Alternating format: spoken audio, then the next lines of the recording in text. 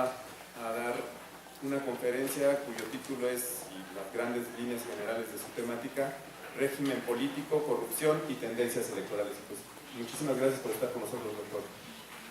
Gracias. Vamos a poner el... Sí se escucha, ¿verdad? Porque aquí no estamos muy seguros de que este no se escucha nada. Bueno, también lo podemos hacer a capela.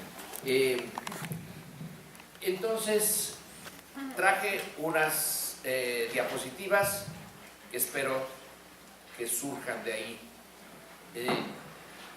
Hace tiempo que... ¿dónde está? Ah,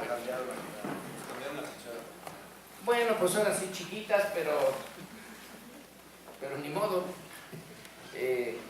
Si no las ven, se las platico.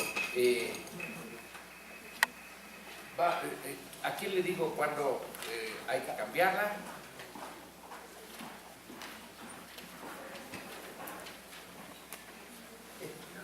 Una vez cuando estaba poniendo, también aquí en Filosofía y Letras, una clase que tuve que dar el sábado, tomé una memoria que tengo un montón, y ahí compartí yo conmigo y todo, y sabes que sale una porno. Entonces, si sale eso, bueno, cambiemos de tema. Vamos a empezar en lo que salen las imágenes. Aquí la propuesta fue el tema de las elecciones, luego inmediatamente el de la corrupción. Se pueden poner muchas variables en contacto en el tema de las elecciones. Pero quiero empezar con una cosa muy simple, una propuesta, y es que el sistema electoral en México desde el siglo XIX se va por un lado y la realidad va por el otro. México no ha podido vivir lo que en sentido estricto sería una elección libre, llevada conforme a las reglas, honesta y con resultados creíbles. No ha habido una, salvo la primera. La primera es todavía durante el régimen colonial. No se hizo en toda la colonia, pero se hizo por lo menos en la Ciudad de México, de acuerdo a la Constitución de 1812 de Cádiz, en donde de repente dejamos de ser colonia y todos los que habitaban por aquí dejaron de ser o indios o mestizos, criollos, fueron ciudadanos, salvo los negros, esos no. Los esclavos seguían siendo esclavos, pero el resto se suponía que éramos iguales. Aquí, bueno, sigamos. Insisto en el punto, no teníamos experiencia en elección. Esa elección se hizo a contrapelo de la experiencia colonial. En esa elección es de 1813 o 1814, Virginia Guedea de esta universidad ha hecho unos estudios sobre eso, y resulta que en esa elección ganó la oposición, en la primera. Por eso el virrey decidió no volverla a repetir. Y ya no hubo elecciones en lo que quedó de la colonia. El argumento, pues, lógico, había una guerra civil en la Nueva España y no se podían dar esos lujos. Bueno, ya con la vida independiente no hay, con la Constitución de 1824, que es una constitución democrática, no hay posibilidad de ponerla en práctica, y menos en eso de las elecciones. No son elecciones creíbles. Todo el siglo XIX no hay una que valga la pena. Son además elecciones indirectas, es decir, uno elige a los electores y los electores eligen al presidente, más o menos como se supone que es ahora en Estados Unidos, y por eso salió Trump, aunque no tuvo la mayoría de los votos. Alguien ha dicho, pero la de Madero en 1911 fue una elección libre, limpia, pero le faltó una cosa, competida. Madero no tenía realmente competidor. Había ganado el puesto después del fraude de 1910 y la elección se hizo bien, nada más que no tenía el competidor, que es uno de los puntos centrales de toda elección en los tiempos modernos. Debe de haber 2 o más proyectos en competencia para que tenga sentido el elegir, porque si hay un solo proyecto, pues ¿para qué lo elige uno? Ya sabemos que en el nivel de las cámaras sí hubo competencia en esa elección, pero en el nivel presidencial no. Se puede decir que la del año 2000, es decir, de 1911 hasta el 2000, son elecciones sin competencia, típicas del modelo de elecciones no competitivas. En el 2000 sí hay competencia, sí hay partidos, pero luego nos venimos a enterar del Pemex Gate y los amigos de Fox y las fuerzas que entraron allí para poner recursos ilegales. Es lo más cercano que hemos tenido a una elección real, pero metidos estos elementos que la deslegitiman un poco, por lo menos. Luego ya la del 2006, ni hablemos de ella. El haya sido como haya sido, es una desgracia. Luego vuelve el PRI y es otro problema. Iba a decir otra desgracia, pero en fin, vamos a ser objetivos, a tratar de ser neutrales. Es otro problema. Allí hubo también una buena cantidad de recursos, de dinero en las tarjetas Monex, en las Sorianas, y sabrá Dios qué otras cosas. Podemos dedicar toda la charla a la elección del 2012. Viene la elección de ahora. La democracia electoral, no estoy hablando de la social ni de ninguna otra más, quizá más interesante. La democracia electoral, que viene de la Grecia clásica, de Atenas, requiere algo que es bien difícil de conseguir, que probablemente ahora en el siglo XXI de México ya lo podamos vivir, y es la igualdad. Requiere como punto de partida negar la realidad, decir que todos somos iguales y valemos lo mismo, que vale lo mismo en su voto Carlos Slim que cualquiera de ustedes. Es negar la realidad, porque desde luego que Carlos Slim vale alrededor de $70,000 millones, y eso significa un poder enorme, y cualquiera de los que está aquí pues podrá tener algunos dólares, pero no creo que llegue a esas cantidades.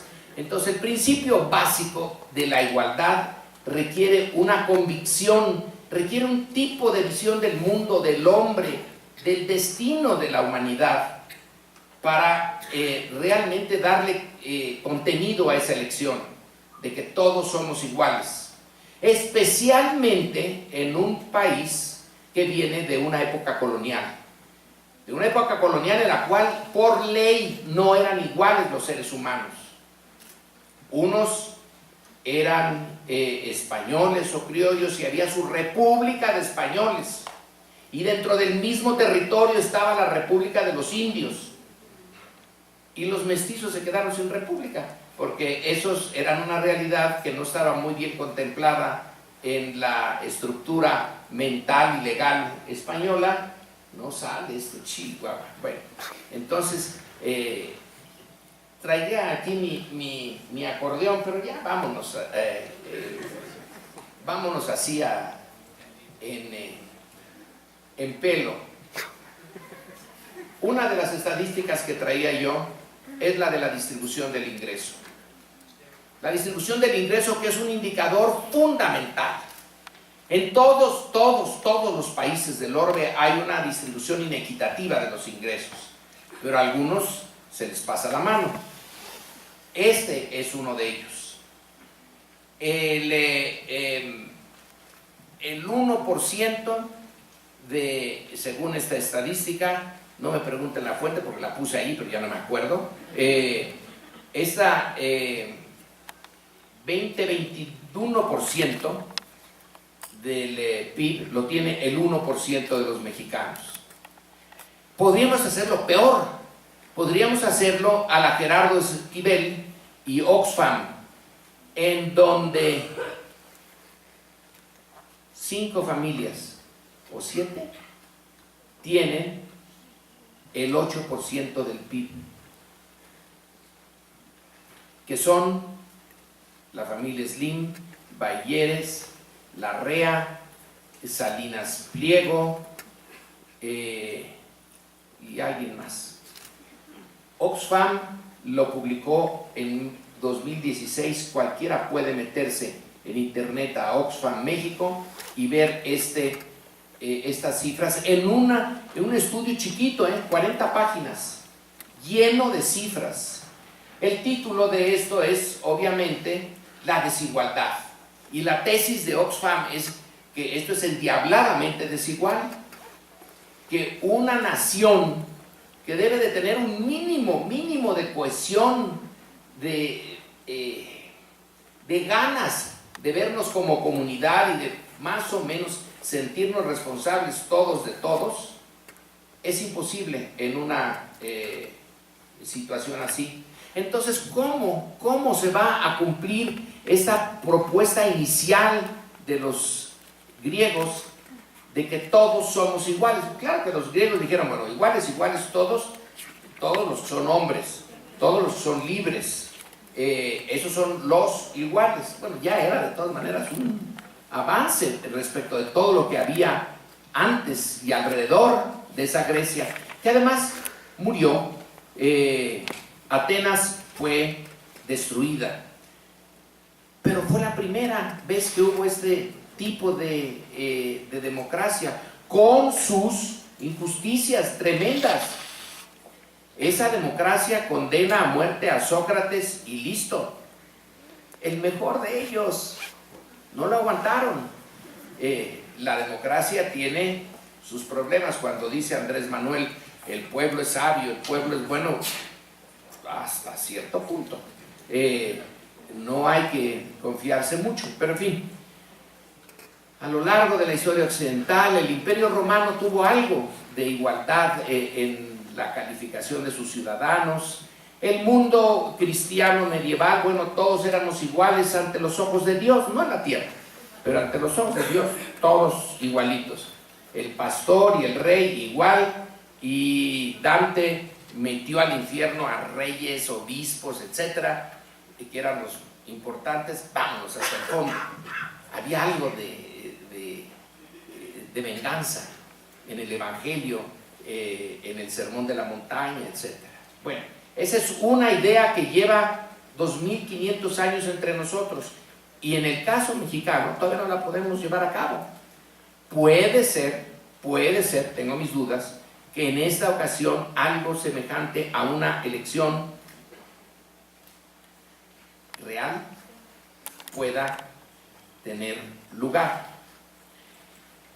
Pero insisto, teniendo la desigualdad de esa magnitud, estamos contracorriente. Si es difícil la democracia en países con una distribución mucho mejor del ingreso, pues en unos como el nuestro está realmente difícil. El tema de la corrupción, que era cómo ligarlo a esto. El tema de la corrupción lleva a una duda sobre las instituciones.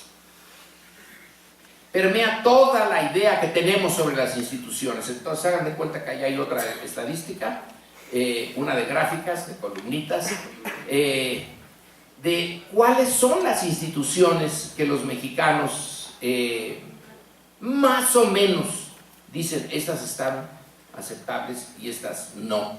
Hay una buena cantidad de estadísticas en este sentido. Algunas ponen, por ejemplo, que las instituciones más confiables son las universidades. Yo siempre pienso que es que la mayoría, si es una muestra representativa, la mayoría de los que fueron encuestados no conocen las universidades. Entonces las ven como sí, es una institución buena. Quién sabe si dijeran lo mismo si estuvieran viviendo en las universidades. También aquí hay corrupción, pero hay grados.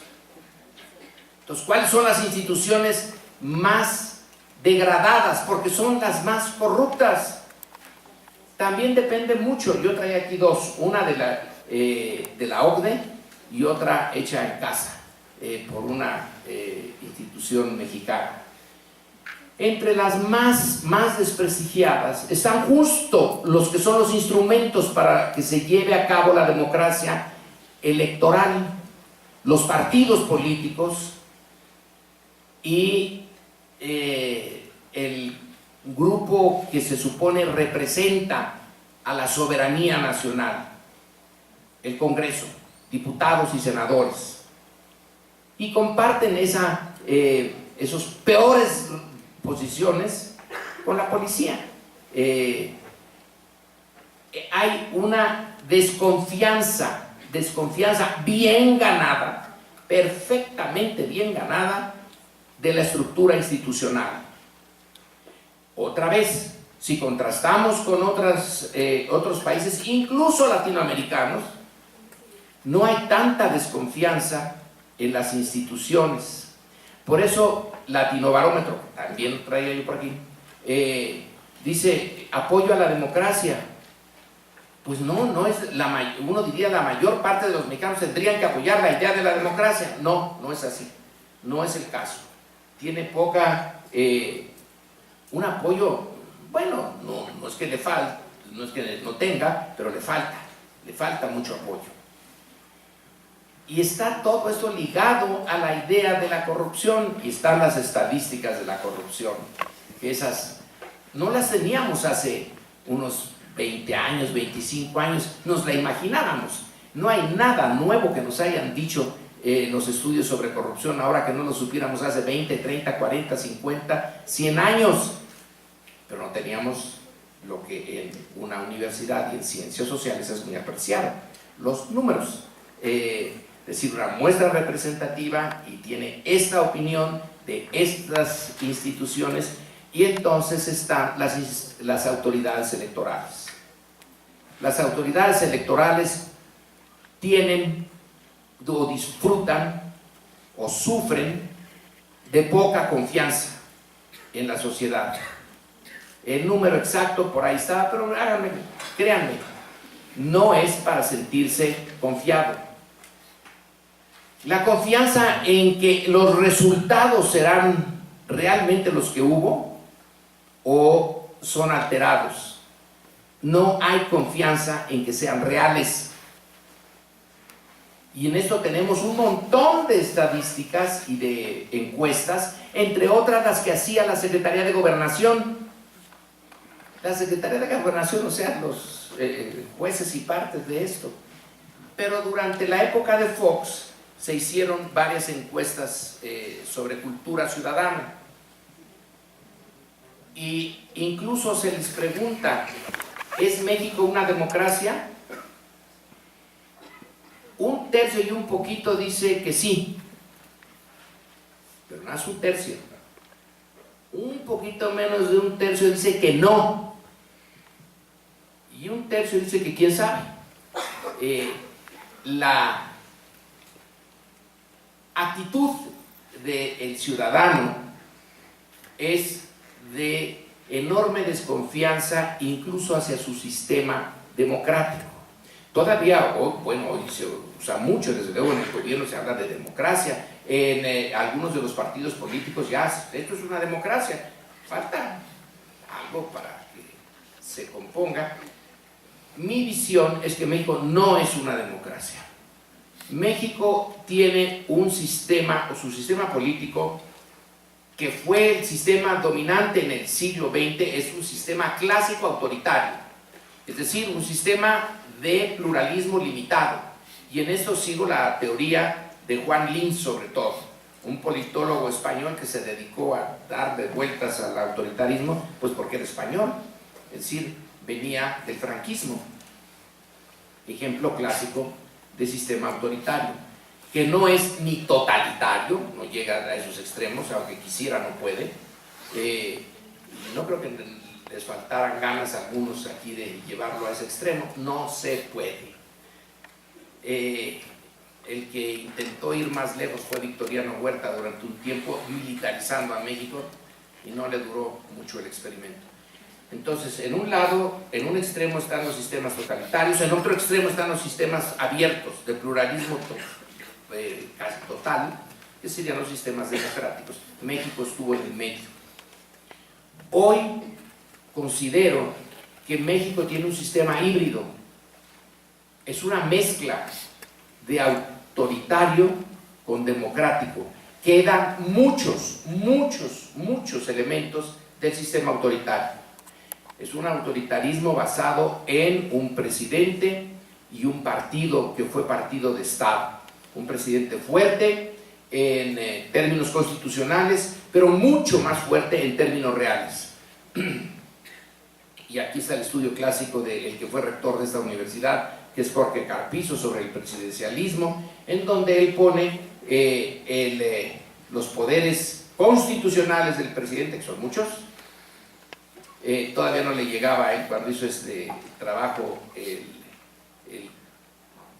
cambio, empezar el cambio de sistema, lo que lo hizo híbrido, pero se detiene en unos poderes que él no pone, pero que todos sabemos que existen. Son los constitucionales, los metaconstitucionales, esos son, por ejemplo, el control del partido, el control del Congreso, el control de los gobernadores, son metaconstitucionales, de la prensa, pero los poderes francamente anticonstitucionales. El presidente puede hacer desaparecer a alguien, puede ordenar su muerte, puede usar del asesinato. Esos también son poderes presidenciales, que no están en el estudio de Carpizo, pero que sí están en la realidad. Entonces, ese presidente tan fuerte, no, pues ya dejemos, ya no se preocupen, no sé, ya vamos a una velocidad tal que ya agarramos vuelo sin necesidad de, aunque para descarga mía estuve en la noche haciendo esto, que se sepa que no venía yo así desarmado del todo. En esas condiciones de híbrido, lo que hoy en el 2018 está en juego es qué tanto la parte autoritaria sigue viva o va a seguir viva, y qué tanto hemos avanzado en función de la parte democrática, de esa que ya se dejó ver, porque ahora ya no es un sistema de un pluralismo limitado por un centro poderoso que es la presidencia. La presidencia era finalmente el que decidía quién entraba al juego político y quién no. El PAN entraba al juego político, sí. El Partido Comunista entraba al juego político, no. Luego sí, decidían allá arriba. Ustedes sí, ustedes no. Ahora ya estamos más plurales. Eso es evidente. Si no, no estaríamos hablando de esto ahorita. Sí, ya hay un pluralismo, pero tiene muchas limitaciones, porque todavía se puede hacer un montón de maniobras para evitar que ese pluralismo se manifieste abiertamente en las elecciones, libremente. Se necesitaba también un público informado. Cuando Televisa tenía el control, ¿cómo se iba a tener un público informado? Digo, informado en el sentido real del término. Ahora ya hay, sí está Televisa y está Salinas Pliego y siguen por ahí, pero están ahora los otros medios. El internet es un mundo de información, ya no tiene capacidad de controlarlo, aunque lo intenta.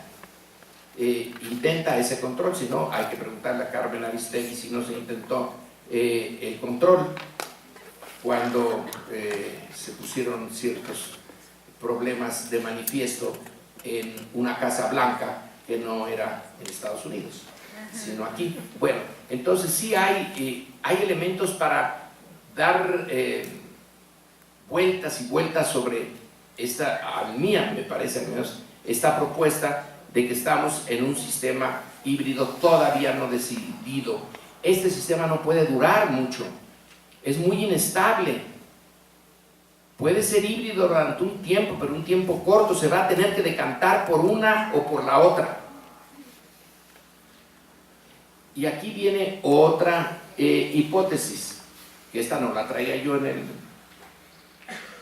mi presentación.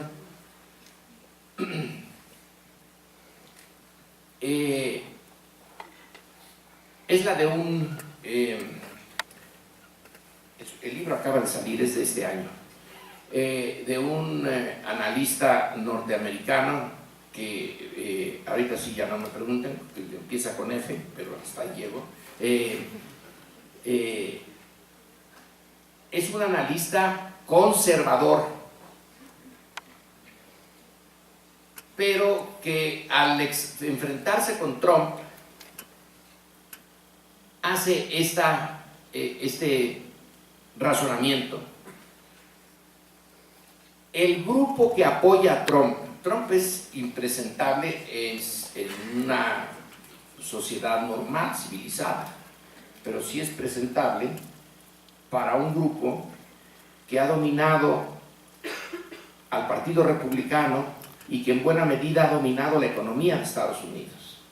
Su hipótesis, que es hipótesis, no la presento como una verdad ya confirmada. En este momento ese grupo dice, está dispuesto a abandonar la idea de 2 siglos y tantos de que Estados Unidos es una república democrática y cambiarla por otra, no dice por cuál, pero Trump empieza a hacer una brecha, un camino allí, con tal de no dejar ese poder, porque la democracia liberal representativa ya no le sirve porque ahora sí los afroamericanos están activos como ciudadanos. Los latinos, entre ellos los mexicanos que viven en Estados Unidos y que pueden votar, están activos. Los asiáticos, todo eso que durante 2 siglos no puso en peligro el control de estos hombres del dinero, blancos, protestantes, etcétera, está en peligro. Y su hipótesis es que si lo ven necesario, van a apurar de uno de los temas centrales de su sistema político plural y democrático, la democracia liberal electoral como la conocemos. Hay que ver que Trump llega al poder sin haber ganado la mayoría. Por ese camino se pueden ir. Bueno, traslademos eso a México. Ya son varias las veces en que el grupo más fuerte decide que la democracia no va. En el siglo XIX, don Lucas Alamán estaba absolutamente convencido. Esta nación independiente no puede prosperar ni funcionar con la democracia. Los liberales que ganaron la contienda después de todo, y que Porfirio Díaz es un liberal y que acepta la Constitución del 57, en 1908 le dice a Krillman, bueno, a lo mejor ya está listo el pueblo mexicano para la democracia. Creo que ya maduró. 1908, y en 1910 hace exactamente lo contrario de lo que le había dicho a Krillman, que no se iba a reelegir. Quiere decir que se arrepintió. Dijo, no están, aquí estos no están todavía maduros.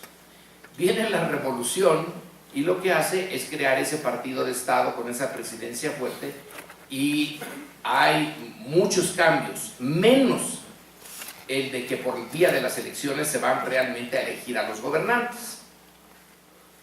Luego ya ese sistema se cae, porque ya no puede.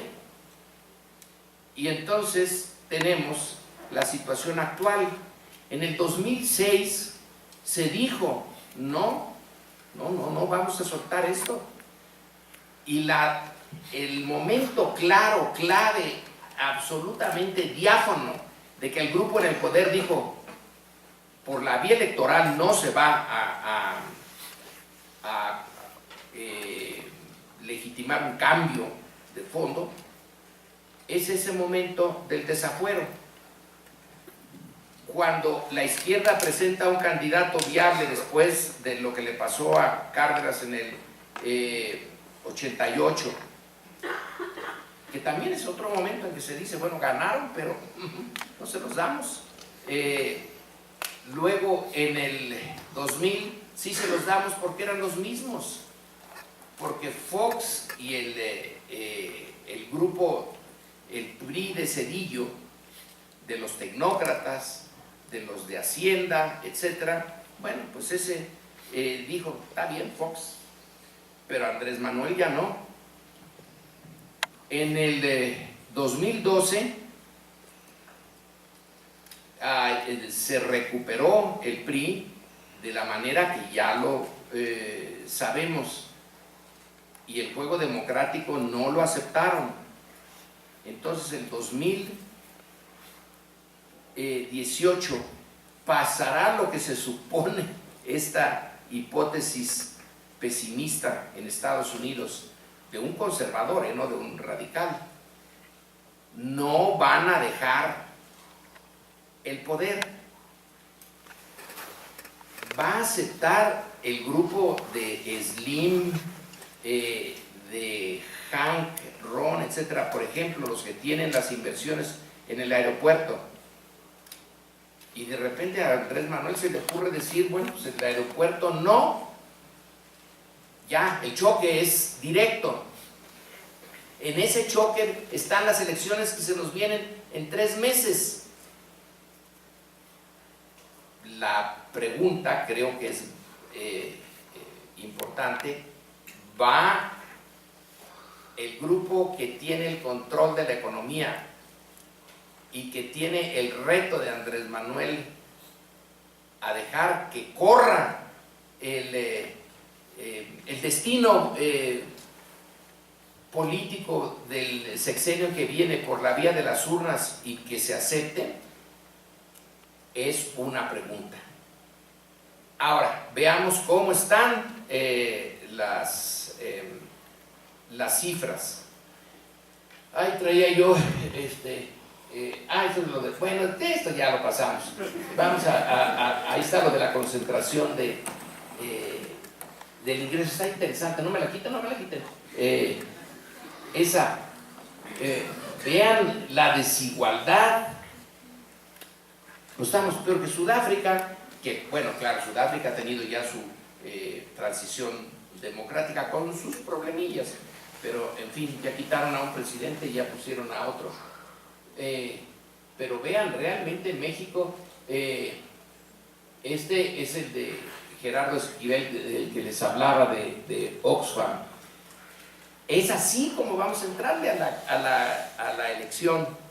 Y en esa desigualdad hay un grupo que cada vez concentra más el ingreso y que siente a Andrés Manuel como un reto. Ahora, ya no es el Andrés Manuel de hace 6 años y de hace 12 años, ya se ha moderado, ya dice que bueno, pone a discusión, por ejemplo, lo del aeropuerto, nada más que el Consejo Coordinador Empresarial que dijo primero que sí, después no. Bueno, pues entonces, ¿cuál discusión? Entonces está la tensión entre esto. Ahora vamos a pasarle rápido a ver dónde encuentren lo de cómo andan ya las preferencias electorales. Más adelante, más. Ahí está la confianza en las instituciones.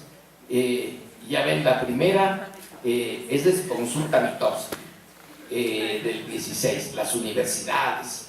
Yo digo que bueno, está bien, pero Sería bueno que conocieran bien las universidades. A lo mejor las mantienen en primer lugar, ¿sí? La iglesia, el ejército, y ya lo que el Instituto Nacional Electoral está hasta el 8º. A ver la siguiente. No, es una antes, a ver, una antes de esa. No, bueno, ya por ahí, ya se me, ya se me chispó la cosa. No, ya vamos a seguirle. Vamos a ver las... eso es lo del apoyo a la democracia de Latinobarómetro. Muy satisfechos con la democracia y poco satisfechos. Pues en México están, el 82% está insatisfecho. Le echa la culpa a la democracia, le echa la culpa a otras causas. El chiste es que no quiere estar en este sistema, quiere un cambio el grueso de los mexicanos. El punto está cómo lo vamos a lograr. Vamos a seguirle. Ya, ahí está lo de la confianza en el electorado, en las elecciones. Es que eso es, esa cifra es, ya nada más con esa cifra podríamos quedarnos discutiendo. El 69, esta fue de hace 2 años, de esta encuesta, el 69% dice que no le tiene ninguna confianza a las elecciones. Vamos, otra, la siguiente, a ver, hay otra. Esta es de Gea Isa de hace 1 año. ¿Qué tanta confianza tiene usted en el Tribunal Electoral? Entonces el 54% dice, pues muy poca. Y el 32% dice, nada, no le creo a Lorenzo Córdoba. Y mucha, el 14%. Y es razonable. El Tribunal Electoral está dirigido por 11 personas, de las cuales 4 son, es el voto duro priista. Para tomar una decisión, por ejemplo, la decisión de ayer de quitar a las autoridades electorales de Quintana Roo, dijeron que sigan. Solamente 3 se opusieron, y Morena, el representante de Morena, quítenlas, no son imparciales. El priismo, el panismo y otra cosa hacen ya la mayoría en el INE. Se necesitan 6, si 4 son del PRI, o que se les unan otros 2, va a tener el PRI el control. Y lo mismo pasa en el Tribunal Electoral del Poder Judicial de la Federación, nada más que ahí sí son 4, pero el total son 7, ya tienen mayoría de entrada, no necesitan a nadie más. Así que, ¿tiene usted confianza? Pues muy poca. Pero vamos a seguirle. Lo de la corrupción, bueno, pues ya, rápido, a ver, pasémosla. En el índice de corrupción, de transparencia, está un poco atrasado, porque ya hay otro del 2017, pero está igual la cosa. La que sigue. ¿Cuán a menudo ha tenido usted que pagar una mordida? Ese es del año pasado, de Transparencia Internacional. Salimos en primer lugar nosotros. Son indicadores, no dan con total cuerpo de la corrupción, pero son indicadores muy interesantes y que es difícil desmentir. El que sigue. Esta parte. Ese es otro efecto de la corrupción, el no tener confianza. Entonces, ¿por qué no denuncia usted un delito? Porque tenemos una cifra negra, esa de los delitos que se hacen pero no se denuncian, no se resuelven, del 96%. Y aquí dice, pues, ¿por qué no sirve para nada? Porque no tengo confianza en las autoridades. y esta estructura institucional nuestra es fantástica. El 22% de los ciudadanos mexicanos simplemente, bueno, si a mí me asaltan, ¿a qué voy? Pues no tengo idea. Me resigno, porque ¿a quién le digo? Sepa. No tiene ni idea de que existe el Ministerio Público. ¿Alguno de ustedes ha ido al Ministerio Público? Yo sí. No sirve para nada. Pero ¿cómo quita tiempo? Y con una máquina escriben y hacen una denuncia. Oiga, pues asaltaron a mi secretaria y le quitaron 10,000 pesos y la pobre está histérica. Aquí era una motocicleta, etcétera. Ah, sí, era una motocicleta y más o menos que, pero no, pues no sabe, pero que la placa, no, pues no, pero ¿dónde fue? Ya. Da lo mismo, ¿para qué va uno? Nada más gasta uno el tiempo de los señores que podían estar ocupando en otra cosa, en leer, algo así, algo más importante. Vamos a seguirle. Bueno, impunidad, vamos a seguirle ya. La cifra negra, ahí está. Esta está tomada de María Amparo, de un libro del 2015. Vamos a seguirle. Otra. ¿Qué tanto cree usted que los partidos representan los intereses de la sociedad? Pues en nada, va para arriba. Vamos a votar por partidos en los que no creemos, pero no hay de otra. Vamos a seguirle. La inseguridad, esta no venía en la invitación y en el programa, pero la inseguridad es uno de los temas que más preocupan y que más va a afectar la votación. La inseguridad, que está aunada a la corrupción, desde luego. Pero este es el tema central para muchos mexicanos hoy, en el 2018. No es la pobreza, no compite con la corrupción, la inseguridad. Pásenle, ahí está el chapito muy peluqueado, el pobre. La siguiente, esto ya dejémoslo, porque ¿cómo se percibe la inseguridad?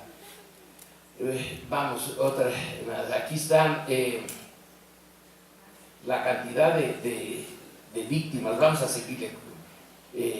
Esa me parece importante. No ha vuelto la Secretaría de la Defensa a sacar esta estadística, pero en promedio es un choque al día, más de un choque al día entre las Fuerzas Armadas y el crimen organizado. ¿Y en eso cuántos años llevamos? Y no salimos de allí. La que sigue, pues con razón le ponen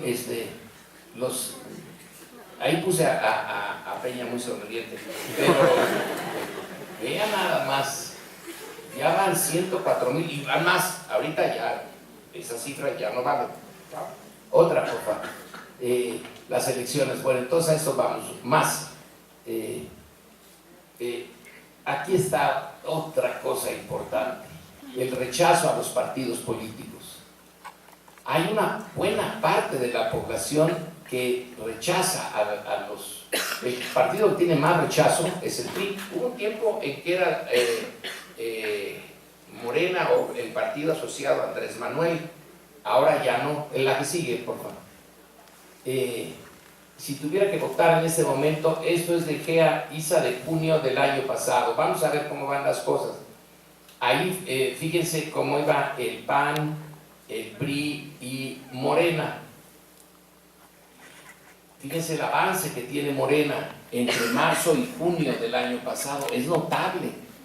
Y el avance de los otros pues es muy pequeño. Vamos, otra más. Entonces esta también es de Gea Isa y ya es el año pasado. Sigamos. Esta ya es de febrero de este año.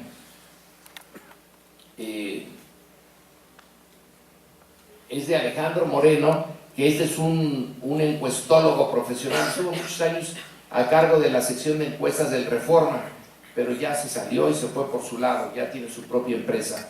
La que sigue.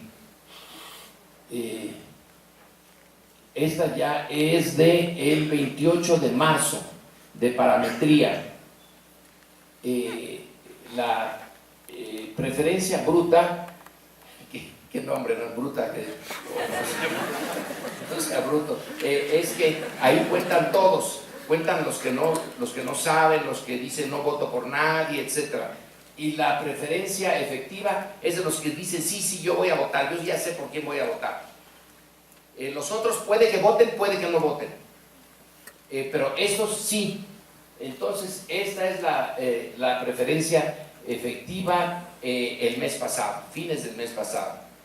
Ya es, digamos, es ahora. La que sigue, por favor.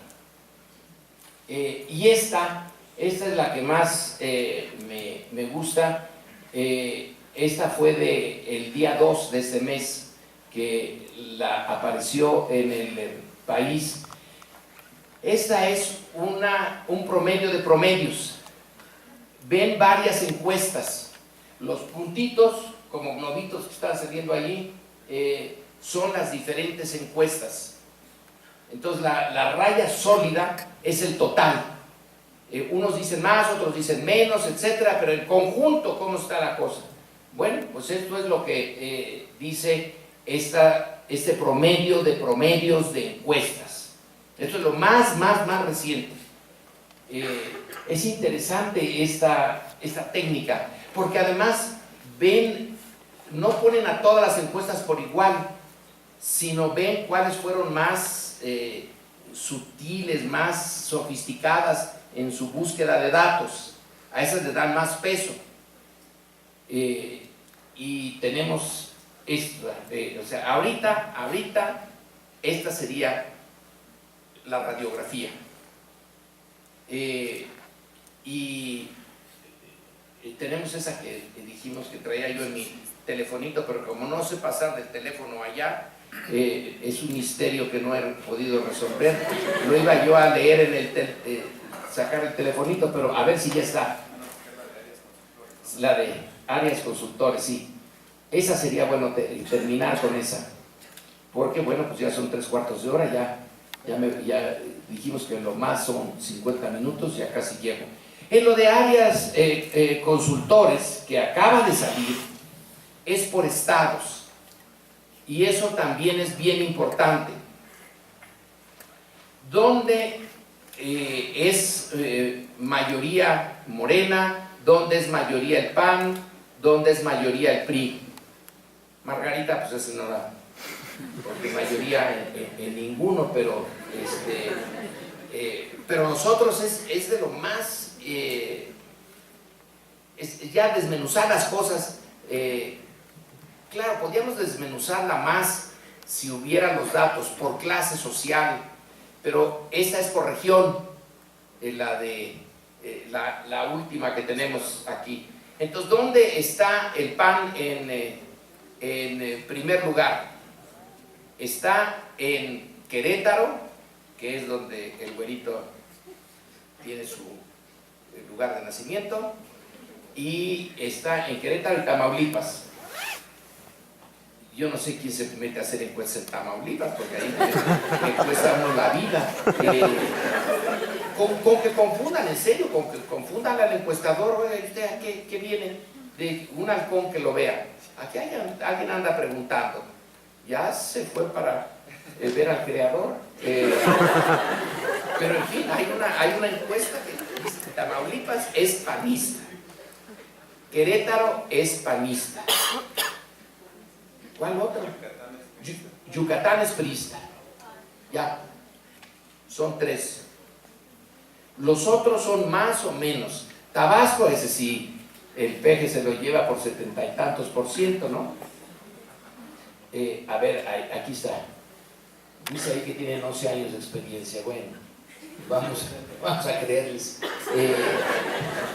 Ahora hay que buscar esa de los estados.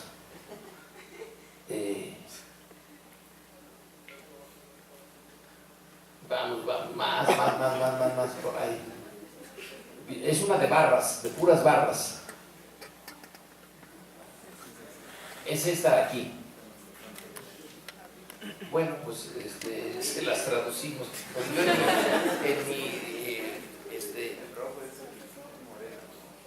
el rojo es morena, sí. A ver, véanle ahí.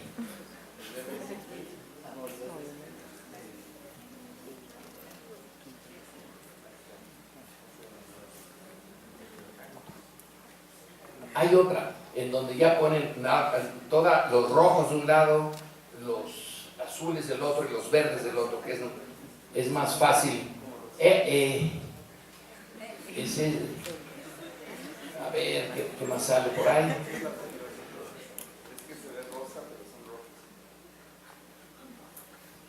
Bueno, entonces es eso.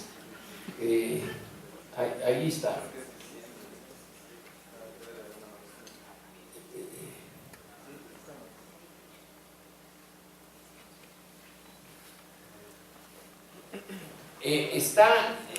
Está por regionalizada la cosa, pero ya no tanto como estaba hace 6 años o 12 años, donde sí había regiones completas en donde la izquierda estaba ausente. Y ahora ya no está ausente en ninguna, aunque Yucatán sí se convirtió al panismo, al priismo, aunque era panista, ¿no? Está entre el PRI y el PAN, pero la izquierda allí no funciona. Y Nuevo León es el que me llama la atención enormemente, porque Nuevo León también era ausencia completa la de la izquierda, no había, y está el voto muy dividido en todas las otras está fragmentado, pero no tenía presencia, eran como extranjeros los que pensaban votar por un partido de izquierda en Nuevo León hace 6 años, pero yo creo que la experiencia del Bronco los convirtió como San Pablo a Damasco, se dieron un trancazo que ya están repensando. Bueno, entonces quedamos entre 50 minutos, ya me pasé 1 minuto, 2 minutos.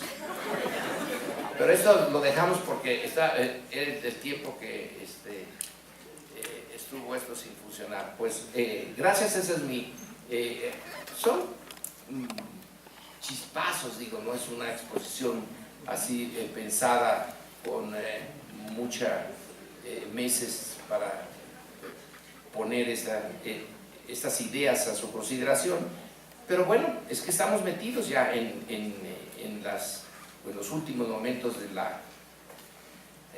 de esta elección, que sí considero yo que es histórica, salga lo que salga, haya sido como haya sido, al final va a tener una importancia enorme para cualquiera que sea su resultado.